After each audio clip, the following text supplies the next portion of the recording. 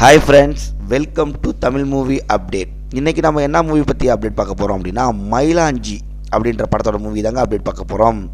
இந்த படத்தில் நம்ம ஸ்ரீராம் கார்த்திக், கிருஷா குரூப், சிங்கம்புலி, முனிஸ்கான் இவங்கெல்லாம் இந்த படத்தில் நடிச்சிருக்காங்க. இந்த படத்துக்கு மியூசிக் டைரக்டர் யாருன்னு பார்த்தீங்கன்னா நம்ம இளையராஜா.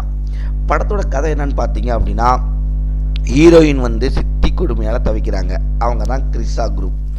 அவங்க ஒன்றுமே தெரியாமல் ஒரு சின்ன பையன், அந்த ஏரியாவில் இருக்கிற சின்ன பையன் கொடுக்குற ஐடியாவை பார்த்து ஊட்டிக்கு வர ஒரு அழகான பையனை காதலிக்கிறாங்க. அவரையே திருமணமும் செய்துக்க நினைக்கிறாங்க. செஞ்சுட்டு சென்னையில் செட்டில் ஆகணும்னு நினைக்கிறாங்க. இதுதான் அவங்க கனவு காண்றாங்க. இந்த காதலை சொல்கிறதுக்கு முன்னால் அந்த இளைஞன் சென்னைக்கு போயிடுறாப்புல.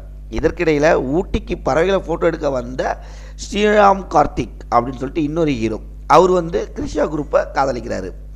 ஆனால் அவர்கிட்ட இவங்க சென்னை இளைஞன் காதலை பற்றி சொல்கிறாங்க.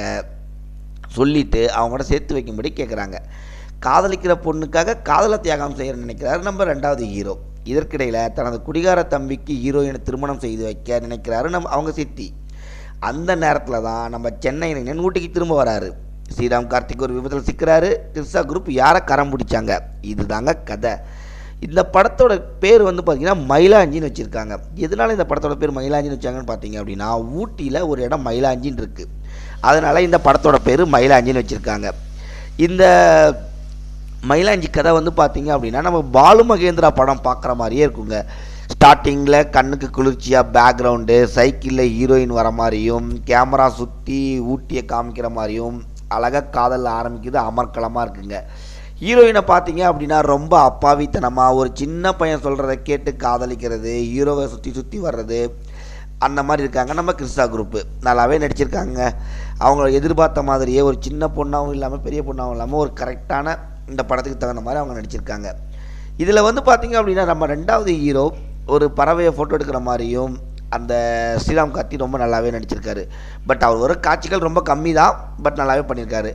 அவரை சுற்றி காட்டுறதுக்கு, அந்த ஊட்டியை சுற்றி காட்டி கூட்டு போகிறதுக்காக சிங்கம்புலி நடிச்சிருக்காங்க. அவருமே பார்த்திங்கன்னா அவரோட காமெடி ஓரளவுக்கு செட் ஆகிருக்குங்க படத்தில்.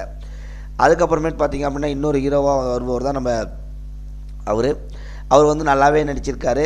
அவருக்கான காட்சிகள் மிக குறைவாக இருந்தாலும் ஓரளவுக்கு படத்தில் நல்லா படிச்சிருக்காங்க.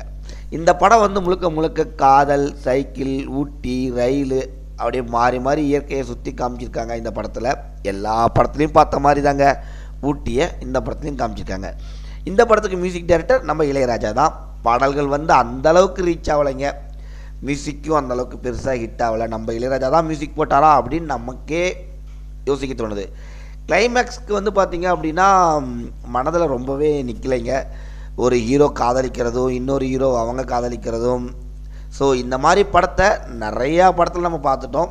ஸோ இந்த மாதிரி காதல் படங்கள் நம்ம 90s, 80s, 2000லேயும் நிறையா பார்த்துட்டோம். இந்த காலத்துக்கு இது செட் ஆனிச்சா அப்படின்னு படத்தை மறக்காமல் பார்த்துட்டு உங்களோட கமெண்ட் என்னென்னு கமெண்ட் செக்ஷனில் கமெண்ட் பண்ணுங்கள், லைக் பண்ணுங்கள், ஷேர் பண்ணுங்கள். Thank you friends.